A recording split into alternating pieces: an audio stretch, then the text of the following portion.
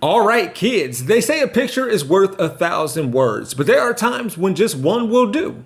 Take advantage, like goat, first crush, hyphen. Oh, some would say uncle.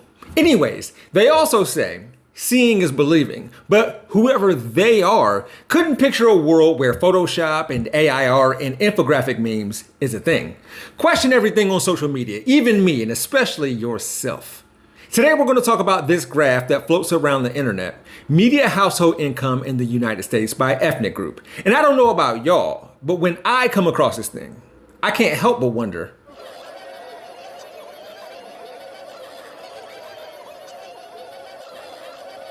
what the hell are you supposed to be anyway? That's not important right now. No! What the hell is this little thing supposed to be? It doesn't look like anything.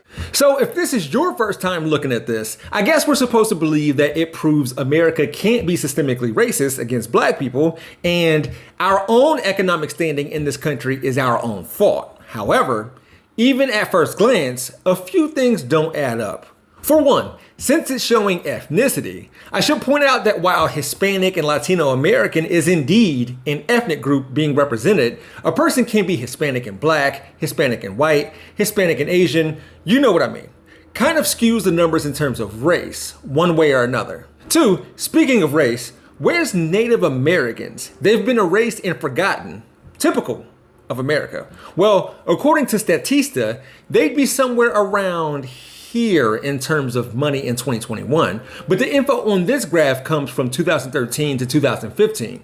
3, this separates white Americans from the average American. While I'm thankful for that, the default setting of it all, where's European Americans? The fact that, for instance, Irish Americans, Italian Americans, German Americans, and so on aren't listed leads me to believe that this graph was created to draw a wedge between black people and Asian people using, again, the model minority myth.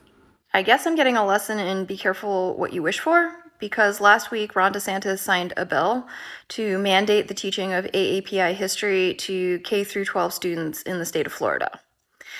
And I hope that Asian Americans who are seeing this can recognize that we are yet again being weaponized against Black people. This is divide and conquer. It will push the model minority myth.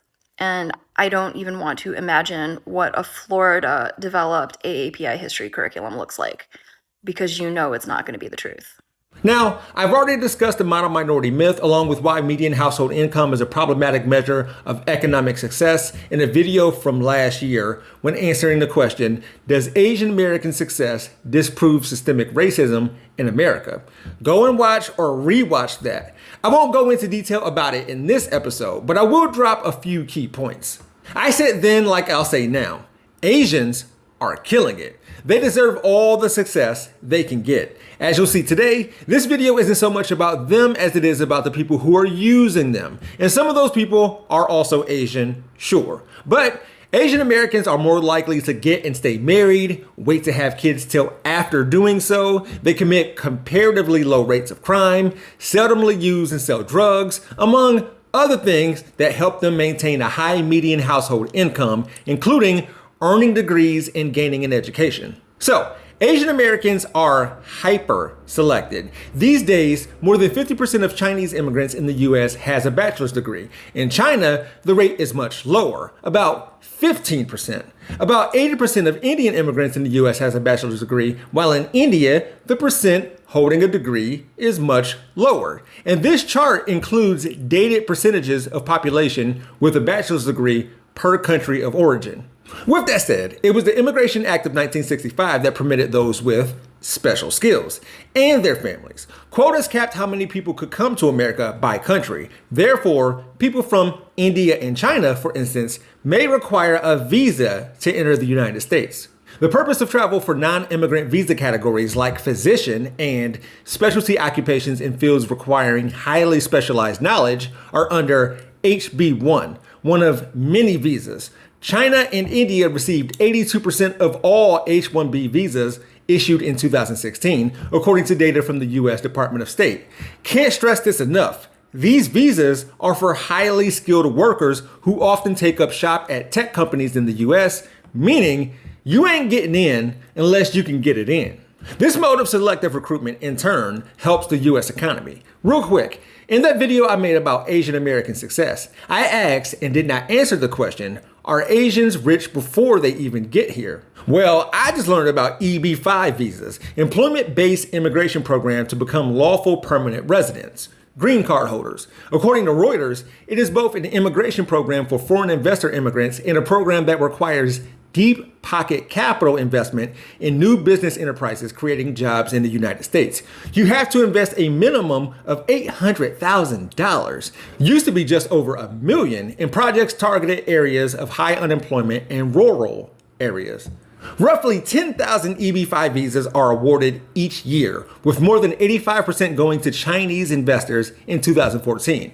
More recently, most investors, about 80%, come from 4 countries: China, South Korea, Taiwan, and the United Kingdom. This still doesn't answer my question, but it gets me closer. And the EB-5 visa isn't used as much as it could or should be. The point is, the United States paved the road for talented people from foreign countries to succeed. The countries listed on this graph just had to walk down it. And of course, people from China, India, South Korea, the Philippines, and Nigeria, and the list goes on, sprinted the entire way, wearing caps and gowns, with their GPAs on their mortarboards, which also serves as resumes for jobs that they rope in using the tassels they earn from Dean's List and being valedictorians. The finish lines say summa cum laude. The foreign-born Americans listed above Black Americans on this list were going to be successful anywhere and are gladly permitted to enter America because of their likelihood at becoming successful. Gotta ask ourselves why we're comparing much of the best and brightest from around the world, a very specific subset of people from select countries, the all-stars, to all Black Americans, or apparently not Native Americans. Indians in America are crushing every other ethnic group in America. Shut up. Legal immigration from India after World War II required high potential for economic success anyway. So you can even compare legal Indian immigrants to white households because legal Indian immigrants are already at an advantage. Of course, they're going to be at a high average income when those are the only ones that are allowed to be let in. And you especially can't compare legal Indian immigrants to households whose racial identity has literally been enslaved in this country. I understand why Indians want to take pride in their high average income. I also understand why it's a phenomenal talking point when you want to harp on culture and family structure, etc. But that's not the situation. Legal Indian immigrants don't have a higher income because they work harder, because they stay married, or for whatever other reason. High income for Indians in the United States, specifically legal Indian immigrants in the United States, is because of immigration policy, not because of culture. This is why it drives me insane when I see the point made that, oh, Indians have a higher average income than white people, therefore there's no systemic racism. That was the point. They let us in so you would make that point. And before I continue, I'm not even going to try to myth bust the dollar amount shown in this graph. Let's focus on what's missing and what's misleading. For example, a factor we should understand about Asian American income is household size. In 2017, Asian Americans on average had a household size of 3.04 compared to the national average of 2.65. Additionally, Asian Americans disproportionately live in metro areas where the cost of living is high, like Los Angeles, San Francisco, and New York City. Asian American income is better understood by factoring in additional information such as household size and cost of living, so that key insights to how that income is used can be obtained. Don't forget about student loans.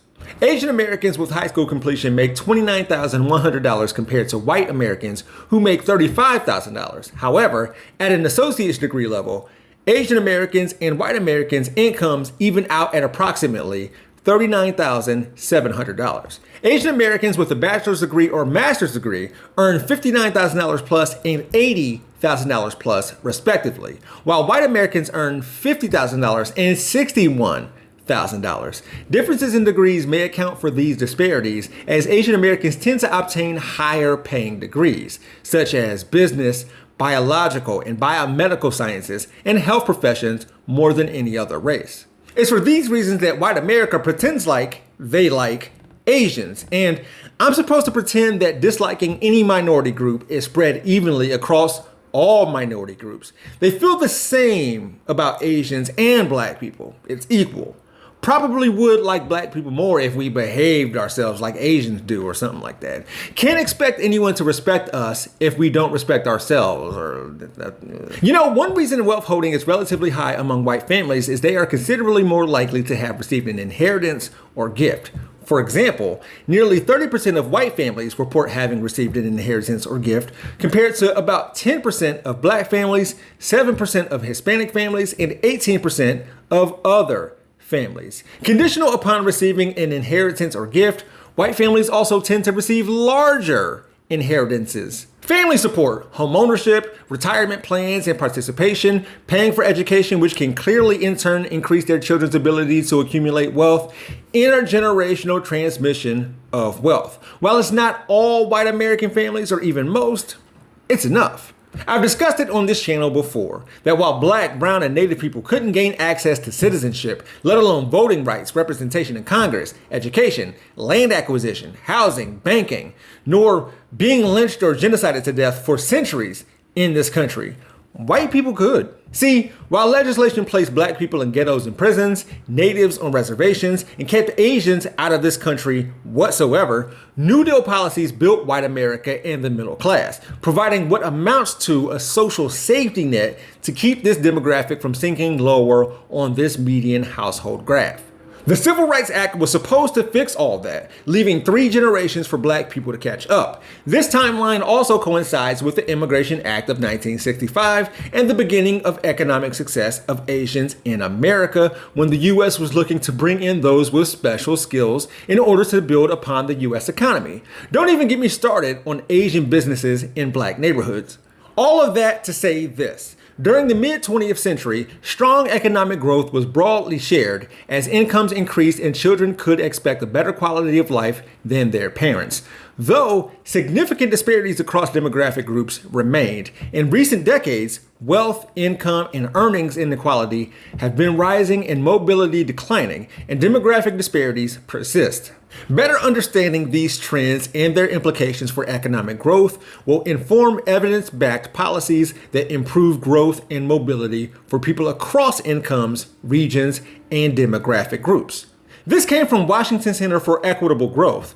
Equitable growth just happens to be, evidently, where this chart says it got its info from. Looking through their website, this organization would never try to use the model minority myth as a wedge, or stress black blameworthiness for economic hardship, or whatever this chart graph is trying to be. Who came up with this thing? Where did it come from?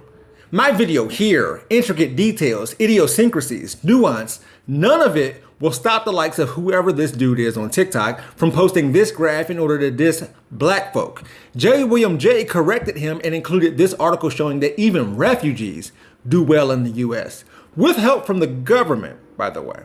When you're black in America and you talk about any racial inequality, you're met with references to Thomas Sowell, while Jay-Z, Oprah, and LeBron's names are thrown around to show that we're just making excuses for what our behavior and culture has done to the income gap. The same people who will bend themselves to credit Confucian values as the reason why I say Indian Americans do well won't blame behavior or culture as to why less than 15% of people actually in India are even enrolled in college. It's the unspeakable inequality, they would say.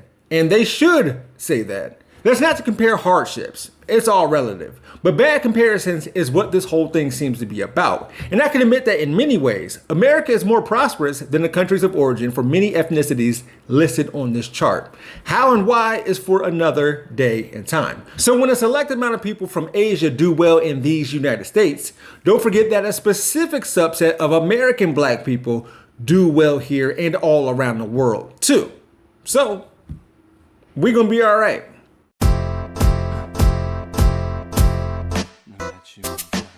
Thank you to 42 Tribes, Meshack Canyon, and Nizza H. Beans for being the first 3 people to purchase Super Thanks on my channel, along with Sweetie FT for helping others find out how to buy these things when I had no idea.